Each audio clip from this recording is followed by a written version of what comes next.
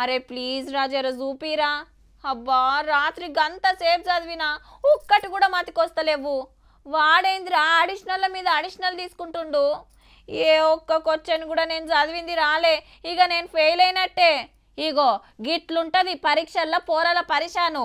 ఏడాదంతా చదివినా ఆఖర్ల రాసే పరీక్షల కాడనే మస్తు తిప్పలు పడుతుంటారు, ఆగమాగం అవుతుంటారు.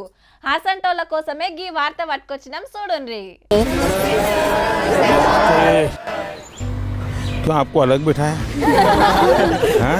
నవ్వులే నవ్వులు. 10th ఇంటర్ చదివే పిల్లలతోటి ఢిల్లీలో పార్కులో పరీక్షపై చర్చ పెట్టిండు మోడీ సారు.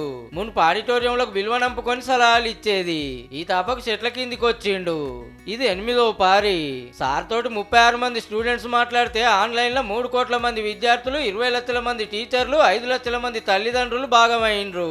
పొద్దుగాల ఎన్నింటికి లేస్తారు, ఏం నాష్ట చేస్తారని అడిగి మిల్లెట్లు తినుర్రి పెయ్యికి దిమాక్కు మంచిదని చెప్పిండు. मिलेट को क्या कहते हैं हमारे यहाँ? सुपर फूड कहते हैं। तो आप में से कितने लोग हैं जो 12 महीने घर में कुछ न कुछ मिलेट का होता है? పిల్లలకు నువ్వుల లడ్డూలు వంచి దినం ఎండపడకు నడవాలే, బాడీకి డి విటమిన్ తోని తాకత్ పెరుగుతుంది అన్నాడు. కేరళకెళ్ళి వచ్చిన చెల్లమ్మి హిందీలో మాట్లాడుతుంటే మురిసిపోయిండు. హిందీలో కవిత కూడా రాసిందుల్లో. फिर उस किताब के पन्नों पर तू लिखना क्या चाहता है, ऐसा क्या है तेरे मन में, सवालों भरे तेरे मन में एक शाही शायद जवाब लिख रही है, ऐसा क्या है इन सितारों में, ऐसा क्या है तेरे मन में. वाह वाह वाह। ఏ సబ్జెక్ట్ ఎంతసేపు చదువుతారు, కష్టమైన పాఠాలను సవాల్ లెక్క తీసుకోవాలి, పరీక్షలు మార్కులే జీవితం అనుకోవద్దని మంచి మంచి సలహాలు ఇచ్చిండు. कि अगली बार अगर आप 97 टारगेट रखोगी, आप 95 ले आओगी।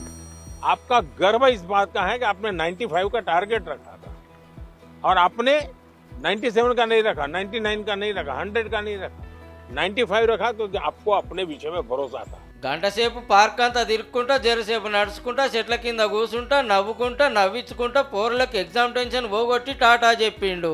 సార్ చెప్పిన సలహాలు పాటించి మీరు సుతం మంచిగా పరీక్షలు రాయుర్రి. All the best. चलिए, सबको बहुत धन्यवाद.